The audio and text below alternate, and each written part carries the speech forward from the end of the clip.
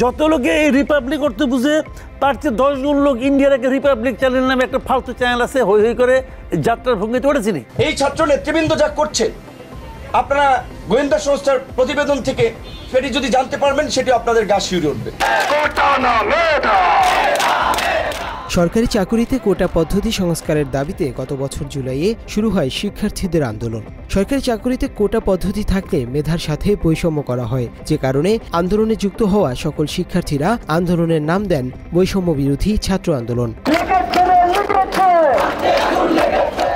ছাত্র প্রতিনিধিদের নেতৃত্বে বৈষম্য বিরোধী ছাত্র আন্দোলনে সারা দেশের শিক্ষার্থীরা অংশ নিতে শুরু করে। আন্দোলন দুর্বার রূপ নেয় রংপুরে আবু সাইদ এবং রাজধানীর উত্তরায় মীর মুগ্ধ পুলিশের গুলিতে নিহত হওয়ার পর থেকে। বৈষম্য বিরোধী শিক্ষার্থীদের সঙ্গে আন্দোলনে অংশ নেয় রাজনৈতিক বিভিন্ন দলসহ সকল শ্রেণীর মানুষ।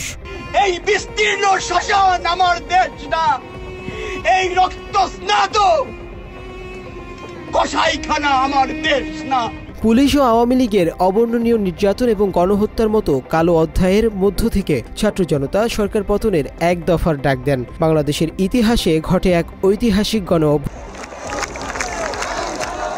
অভ্যুত্থানের পর ছাত্র জনতার সমর্থনে গঠিত হয় অন্তর্বর্তী সরকার। অন্তর্বর্তী সরকারের উপদেষ্টা হিসেবে বৈষম্য বিরোধী ছাত্র আন্দোলনের 2 সমন্বয়ককে উপদেষ্টা পদে মনোনীত করা হয়। কোটা আন্দোলনের রাজপথ থেকে রাষ্ট্রের সরকারি দায়িত্ব গ্রহণ করেন নাহিদ ইসলাম ও আসিফ মাহমুদ সজীব ভুইয়া। ছাত্র আন্দোলন থেকে সরকার, অতঃপর নতুন রাজনৈতিক দল গঠন। ছাত্র নেতৃত্বের পুরোটা পথেই তরুণদের সাথে ছিলেন বাংলাদেশের সর্বস্তরের মানুষ। তবে সম্প্রতি তারুণ্য নির্ভর দল জাতীয় নাগরিক পার্টির আনুষ্ঠানিক আত্মপ্রকাশের পর বেশ কিছু বিষয় নিয়ে বিতর্ক তৈরি হয়েছে। নতুন দলের আত্মপ্রকাশে যোগ দিতে পিরোজপুর সহ বিভিন্ন জেলা থেকে সরকারিভাবে বাস রিকুইজেশন নিয়ে বিতর্ক উঠলে সে বিষয়ে গণমাধ্যমে কথা বলেন প্রধান উপদেষ্টার প্রেস সচিব শফিকুল আলম। তিনি বলেন, রিকুইজেশন করা গাড়ির ব্যাপারে অন্তর্বর্তীকালীন সরকারের কোনো ভূমিকা নেই। জেলা প্রশাসক আন্দোলনে আহত ও নিহতদের পরিবারের অনুরোধে শুধুমাত্র ছাত্রদের সহায়তা করেছেন, তবে ডিসি অফিস বা সরকার কোনো খরচ বহন করেনি বলে তিনি জানান। এই বিষয়ে ইন্টারিম গভর্নমেন্টের কোনো রোল নাই। ইন্টারিম গভর্নমেন্ট মনে করে সমস্ত পার্টির জন্য সে লেভেল প্লেন ফিল্ড তৈরি করছে। 151 সদস্যের কমিটিতে LGBTQ সদস্য মুনতাসির রহমানকে পদে রাখায় প্রথম বিতর্কের শুরু হয়। সমকামিতা সমর্থিত মুনতাসির রহমানকে জাতীয় নাগরিক পার্টির যুগ্ম সদস্য সচিব করাকে কেন্দ্র করেই বিতর্কের শুরু। ফেসবুকে এই বিষয়ের নেতিবাচক সমালোচনা করে লেখালেখি শুরু করতে দেখা গেছে অনেককে। বৈষম্য বিরোধী ছাত্র আন্দোলনের নেতৃত্ব দানকারী নেতাদের হাত ধরে নতুন রাজনৈতিক দলের আত্মপ্রকাশ অনুষ্ঠানে সেদিন আমন্ত্রণ জানানো হয়নি জুলাই আন্দোলনের প্রথম শহীদ আবু সাইদের পরিবারকে। এ বিষয়ে নতুন আরেক বিতর্কে শুরু হয় আবু সাইদের ছোট ভাইয়ের ফেসবুক পোস্টের পর থেকে। ছাত্র আন্দোলনে ছাত্র জনতাকে সমর্থন দেয়া রাজনৈতিক দলগুলোও বর্তমানে বৈষম্য বিরোধী ছাত্রদের দল নিয়ে তুমুল বিতর্কে মেতেছেন। তাহলে আওয়ামী লীগের মধ্যে এই সরকারি দলের মধ্যে পার্থক্যটা কোথায়? গণ অভ্যুত্থানকে যেভাবে গুটি কয়েক ব্যক্তিকেন্দ্রিক গ্লোরিফাই করা হচ্ছে। আন্দোলনের ছাত্রদের পক্ষে রাজপথে থাকা অন্যতম রাজনৈতিক দল গণ অধিকার পরিষদ। সম্প্রতি ওই দলের সভাপতি নুরুল হক নূর ছাত্রদের রাজনৈতিক দলকে আওয়ামী লীগের সাথে তুলনা করে বিতর্ক তুলেছেন।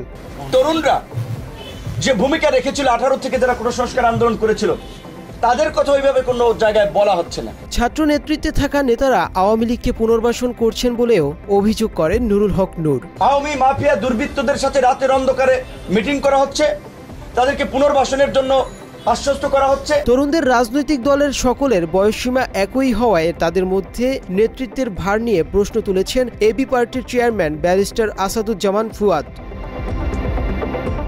মাত্র 30% টাকায় জমির মালিক হয়ে নতুন বাংলাদেশের গড়ে তোলার স্বপ্ন দেখা বাংলা বসতি। নতুন দল ও সাবেক উপদেষ্টা নাহিদকে নিয়ে তুমুল সমালোচনা করেছেন সাংবাদিক মাসুদ কামাল। তিনি ছাত্রদের দলটির বিভিন্ন ত্রুটিপূর্ণ দিক নিয়ে আলোচনা করেছেন একটি টিভি টক শোতে। এখনো তারা দলের একটা গঠনতন্ত্র করতে পারে নাই। মানুষ তো প্রথমে চিন্তা করে যে একটা গঠনতন্ত্র হবে। তারা কি কতগুলি খুবই এই টাইপের চমক সৃষ্টিকারী স্লোগান নিয়ে আসছে, আর কিচ্ছু না। আত্মপ্রকাশের দিন নাহিদের দেয়া বক্তব্যেরও কড়া সমালোচনা করেন তিনি। নাহিদ ইসলাম তার বক্তব্যে সেকেন্ড রিপাবলিক শব্দ ব্যবহার করেছিলেন, যার অর্থ অনেকেই বোঝেন না। উল্লেখ করে তিনি বলেন, অর্থ না বুঝিয়েই নাহিদ সেদিন বক্তব্যে সেকেন্ড রিপাবলিক শব্দটি বলেছেন। ওখানে জিজ্ঞাসা করেন যারা ওখানে ছিল তাদের মধ্যে কয়জন লোক সেকেন্ড রিপাবলিক বুঝে। নাহিদ ইসলামের বক্তব্যে বলা সেকেন্ড রিপাবলিক ও গণপরিষদ নির্বাচনের যে কথা উল্লেখ করেছেন সে বিষয়ে ওখানে উপস্থিত কেউ বোঝেন না দাবি করে সাংবাদিক মাসুদ কামাল। তিনি ছাত্রদের স্লোগানেরও সমালোচনা করেন ওই টক শোতে। ইনকিলাব জিন্দাবাদটা কার স্লোগান বলেন তো? ইন্ডিয়ার যে কমিউনিস্ট পার্টি আছে ওদের এই স্লোগানটা দিত এক সময়। তারুণ্য নির্ভর দলটির শীর্ষ 9টি পদের মধ্যে 8টি পদের সবাই ঢাকা বিশ্ববিদ্যালয়ের সাবেক ও বর্তমান শিক্ষার্থী। এ বিষয়ে আলোচনা সমালোচনা হতে দেখা গেছে। ছাত্র জনতার গণ অভ্যুত্থানের নেতৃত্ব দেওয়া সমন্বয়ক ও শিক্ষার্থীদের নেতৃত্বে গঠিত রাজনৈতিক দলেও শীর্ষ পদে ঢাবি শিক্ষার্থীদের আধিক্য।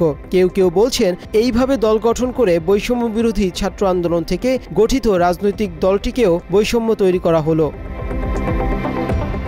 আন্দোলনের সময় সাধারণ মানুষের সব ধরনের সমর্থন ও সহযোগিতা পাওয়া বৈষম্য বিরোধী ছাত্ররা রাজনৈতিক দল গঠনের পর বিতর্কিত হচ্ছে সব মহলে। আন্দোলনের সময়ের গ্রহণযোগ্যতা ও জনপ্রিয়তা ধরে রাখতে দলটির সাথে সাধারণ মানুষের দূরত্ব কমানো প্রয়োজন বলে ধারণা রাজনৈতিক বিশ্লেষকদের। যোগ্য নেতৃত্ব প্রদান, রাজনৈতিক স্বচ্ছতা এবং জবাবদিহিতার মাধ্যমে দলটি সাধারণ মানুষের মাঝে তাদের জনপ্রিয়তা ও গ্রহণযোগ্যতা অটুট রাখতে অপরিহার্য বলে দাবি অনেকের। মুনতাসির তাশরিফ, বাংলা এডিশন।